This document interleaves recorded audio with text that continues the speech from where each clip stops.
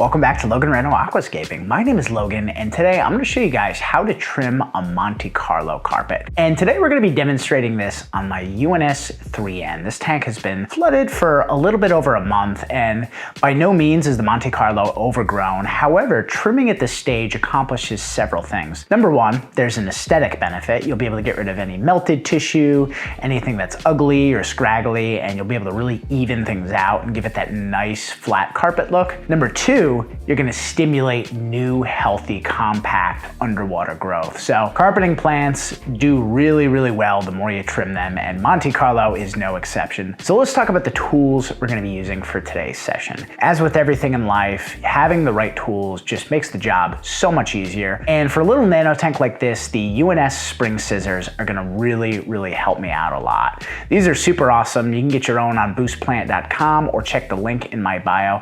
But I love these because you actually push in the scissors to make a cut because they're spring loaded, and they're super small. They've got a slight curve to them, so they're really amazing for getting in tight spots and for getting down onto the carpet, because if you're working with straight scissors, you're just not going to get the angle you quite need. So as you can see, this Monte Carlo is doing quite well. However, there are some spots where it's a little bit overgrown. There are some spots where there's some melted tissue. That's sort of an artifact of the plant converting from its dry start immersed form into its underwater submerged form. We're gonna really address those spots and even everything out. But before I do any sort of big trimming or big maintenance session, I really like to drain the water a little bit, because my hands are gonna be in and out of this thing. I'm gonna be getting into a flow state, and I'm gonna be shaking the water around, and we don't really want things spilling onto the floor. So I'm gonna turn my filter off. I've got all my filtration connected to smart plugs, so I can do that right from my phone. And now I'm gonna drain some of the water to make my life that much easier. All right, so now it is time to get started with the trimming. And the name of the game with trimming is simply patience. Some people are very methodical about the order that they trim their tank. Others just kind of go all over the place, and I'm somewhere in between. I usually like to start in one point and then kind of work my way over to the other side of the tank and then work my way back. But I often find myself going back to places to kind of give it a second or third or fourth pass. So I really just like to put some music on, maybe a YouTube video, and get lost in it, because it's a really relaxing process. But as you can see, this Monte Carlo is not super overgrown, so we're not going to be taking huge plant clumps off. That said, no matter what stage your Monte Carlo is at, I do recommend taking it down as low as you can without ripping it out of the soil. You never want to be pulling roots out of the soil with Monte Carlo. Not a big deal if it happens in some spots, and not a big deal if you trim too low.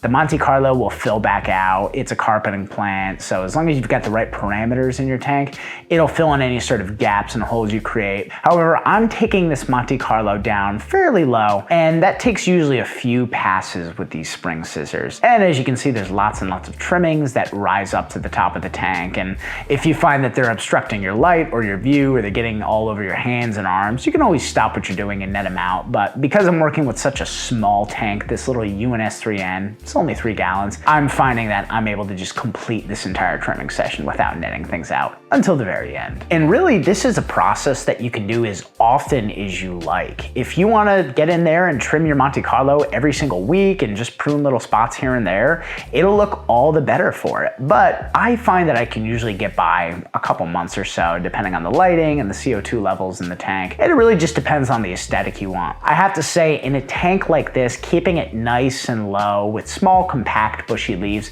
is going to help further establish that scale, because Monte Carlo does have a relatively larger leaf compared to, say, something like a Hemianthus cuba. So I think it's going to be in my best interest to probably give this tank a monthly trimming session. And now that the trimming session is complete, it's time to scoop out all those plants. Once again, name of the game with this is patience. You really don't want to be leaving dead plant material in your tank. They're going to shed organics, and that's not great for algae. So get out pretty much all of the leaves, and I would say usually it's 5 to 10 minutes of just scooping, dumping, scooping, dumping until you get everything out.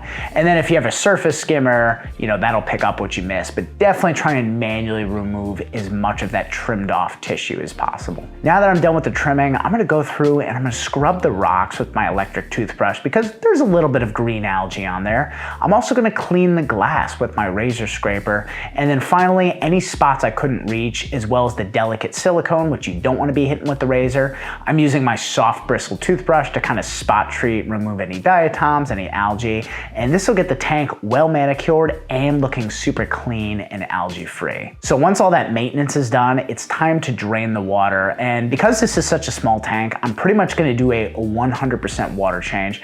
I'll also be able to siphon out any remaining debris, detritus, and suspended Monte Carlo trimmings. So once the water is fully drained, I fill it back up very slowly using my little DIY shark bite water change system. And because my water here in Portland is super soft, it comes out of the tap at 30 parts per million TDS. I remineralize as I'm refilling the tank, and I run all my tanks at about 120 parts per million TDS. And now that the carpet is trimmed and the maintenance is complete, it's time to sit back and enjoy the tank. Now, usually after a large carpet trimming like this, the plants will look a little bit pale and discolored, but rest assured, give them just a couple weeks or so under the light and they'll color right back up and your tank will be looking amazingly vibrant in no time. So thank you so much for watching this video. Let me know down below in the comments what type of shrimp you think I should add to this tank. I'm gonna be rolling with Caridina shrimp, but I'm very open to different varieties and colors, so I'd love to hear from you. Thank you so much for watching. This has been Logan with Logan Rando Aquascaping, and I'll catch you guys and gals next time.